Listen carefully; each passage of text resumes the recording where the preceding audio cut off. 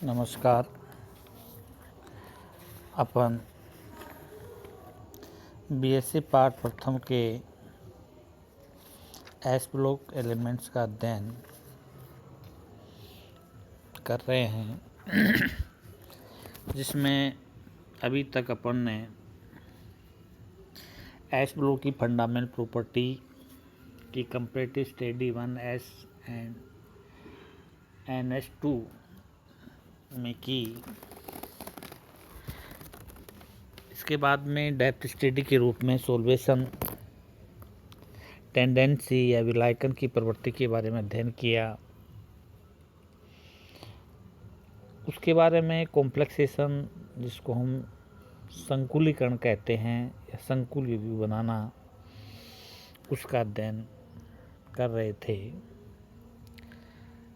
संकुलीकरण में हमने ये देखा था कि वे मेटल जिनके ऊपर उच्च आवेश होता है, उच्च धनावेश होता है, या शुरुआत यहाँ से करें कि वे आयन या वे धातु जिनका आकार छोटा हो, उच्च ऑक्सीकरण अवस्था हो और वैकेंट ऑर्बिटल हो। यदि एक धातु के पास small on size, high oxidation number and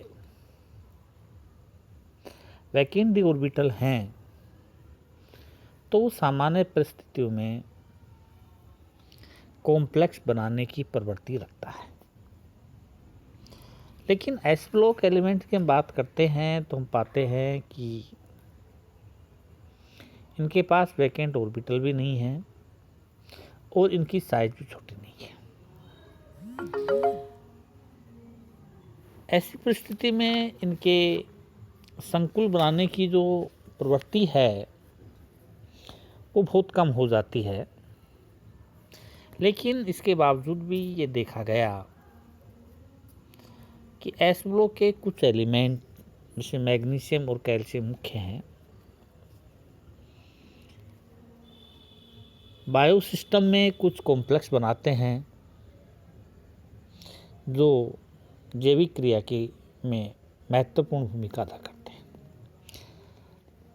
जैसे Mg की बात करें तो Mg क्लोरोफिल का मेन कंपोनेंट है। क्लोरोफिल में Mg एक लिगेंड के रूप में पाया जाता है और इसके चारों ओर 4 फायरिंग रिंग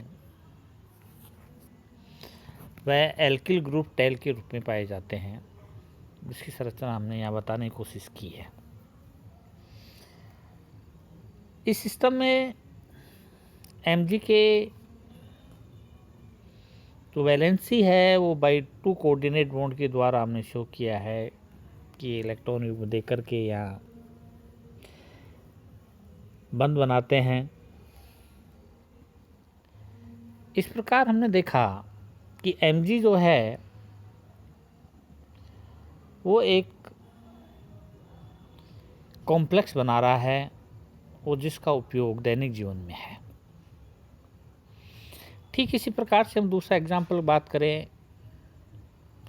एस ब्लॉक में, तो कैल्शियम की बात करते हैं। कैल्शियम की बात करते हैं तो हम ये कहते हैं कि कैल्शियम के संकुल जो है ये हड्डियों में एक प्रकार का संकुल बनाते हैं जो बीटा कॉम्प्लेक्स की संरचना का मुख्य कंपोनेंट है। कैल्शियम की मुख्य संरचना का कंपोनेंट होना और संकुल बनाना ये भी एक दैनिक जीवन के लिए अति आवश्यक है, जो बोन फॉर्मेशन में काम आता है। उसके बाद में बात करते हैं हम पोटेशियम की या फिर बेरिलियम की या फिर लिथियम की। तो इस प्रकार के बहुत सारे यौगिक, जैसे पोटेशियम का यौगिक है डाइसाइक्लो हेक्साइल 18 क्राउन 6 या बेंजो 12 क्राउन 4, ये लिथियम के हैं। इस प्रकार बहुत सारे कंपाउंड्स देखे गए जो विशेष परिस्थितियों में संकुल बनाते हैं, और इनकी संकुलन का जो मुख्य कारण है वो ये है, जब ये धनावेशित होते हैं तो 1s का 1 ऑर्बिटल समाप्त हो जाता है, तो उनकी साइज छोटी हो जाती है, और जब साइज छोटी हो जाती है तो ये लिगेंड को पोलराइज करके बंध बना लेते हैं, जो कोवालेंट प्रवृत्ति का होता है, कोवालेंट नेचर का होता है। इस प्रकार से ये एक कॉम्प्लेक्स बनाते हैं, जैसे ईडीटी का क्लोरोफिल के रूप में बताया है अपन ने, बेसिक बेरिलियम एस्टेट का बताया अपन ने, बेरिलियम ऑक्जिलेट का बताया है।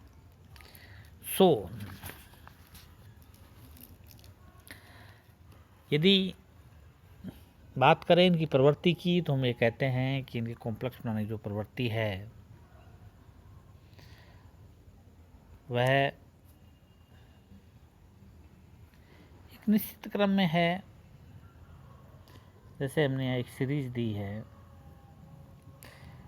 Lithium, sodium, potassium, rubidium, caesium, beryllium, magnesium और कैल्शियम, स्ट्रांशियम, अर्थात टॉप टू बॉटम, ऊपर से नीचे जाने पर संकुल बनाने की प्रवृत्ति कम होती जाती है, क्योंकि उनकी साइज बढ़ती है। जब साइज बढ़ती है तो पोलराइजेशन की कैपेसिटी नहीं होती, और लार्ज साइज मेटल्स सामान्य परिस्थितियों में कॉम्प्लेक्स नहीं बनाते। इसके अलावा 1967 पेडरसन ने क्राउन ईथर जैसे कुछ कॉम्प्लेक्स बनाए, जिसमें इंटरस्टेशियल, जिसको कहते हैं अंतराकाशी कहते हैं, इंटरस्टेशियल के रूप में इनका आकार छोटा होने के कारण ये फिट हो जाते हैं, तो क्राउन ईथर बनाते हैं। क्राउन ईथर की हमने बात की तो हमने ये बताया, ये क्राउन ईथर के 2 एग्जाम्पल लिए हैं, जिसमें क्राउन ईथर की जब बात करते हैं तो हम ये कहते हैं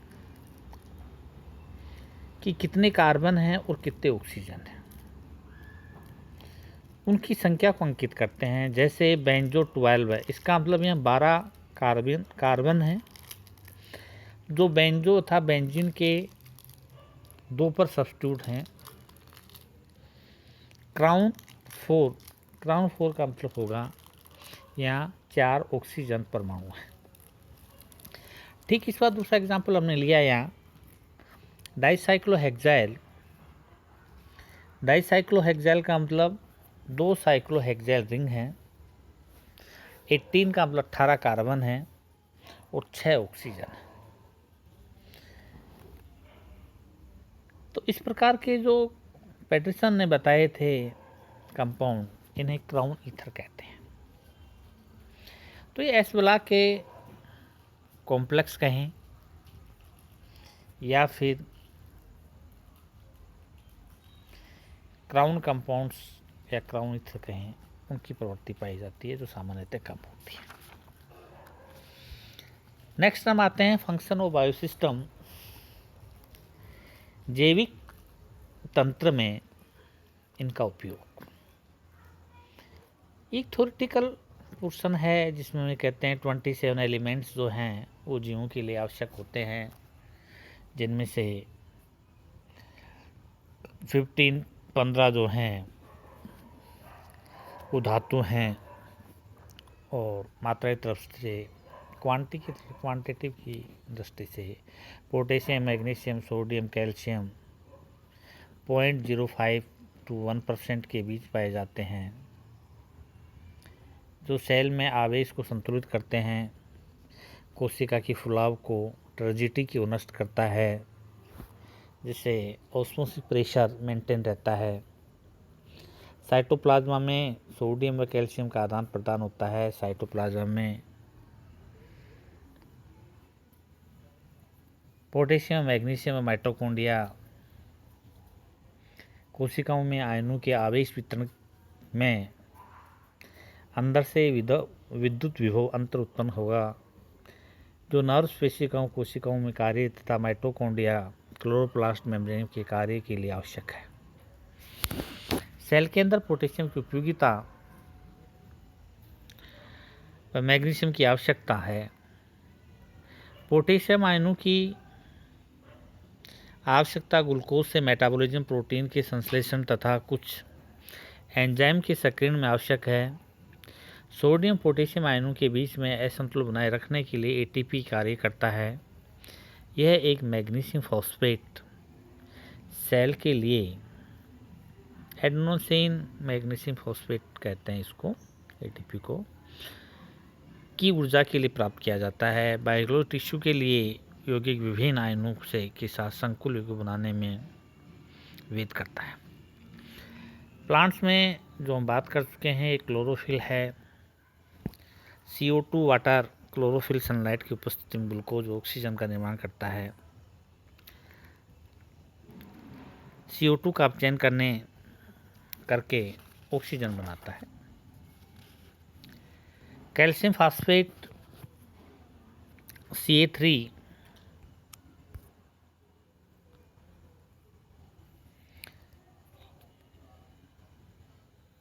एक एपाइट हड्डी एवं धातु में महत्वपूर्ण भाग है। एनिमल जो हैं वो फ्लोराइड कैपाइट है, जो calcium triphosphate, calcium CF2, appetite के CF2 लग जाए तो वो एनिमल फ्लोरोफाइट पाया जाता है। ब्लड की क्लोटिंग के लिए कैल्शियम की भूमिका है। हार्ट बीट में भी इसका योगदान है। इस प्रकार से एस्प्लोग एलिमेंट्स जो हैं विभिन्न प्रकार के यूज है इसमें। उसके बाद में इसी में हम थोड़ा सा आगे ये देखते हैं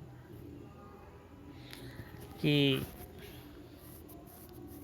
यदि एस्प्लोग एलिमेंट को एल्किल व एलिल कंपाउंड के रूप में लें तो उनकी क्या डेफिनेशन होगी। तो इसके लिए कहा गया है कि एल्केन से H हटा दें और एस ब्लॉक एलिमेंट ऐड कर दें। बेंजीन से, फंडामेंटल रिंग बेंजीन से H हटा दें और सोडियम ऐड कर दें तो जो कंपाउंड प्राप्त होता है उसे हम एल्किल एरिल कंपाउंड कहते हैं। एल्किल एरिल कंपाउंड का जो संश्लेषण है वो विभिन्न विधियों से किया है। सामान्यतः हेलोजेंस का रिप्लेसमेंट, अनसैचुरेटेड कंपाउंड पर ऐड, ये बहुत सारी रिएक्शंस जो हैं ये इसमें हम देख रहे हैं। उसके बाद में इन दोनों कंपाउंड्स के हैं कि फर्स्ट ए जो है वो क्या विकर्मक बनाता है, सेकंड क्या बनाता है, थर्ड क्या बनाता है, फोर्थ क्या बनाता है और फिफ्थ क्या बनाता है। इस प्रकार से जैसे RMGX है, RMGX में मिथाइल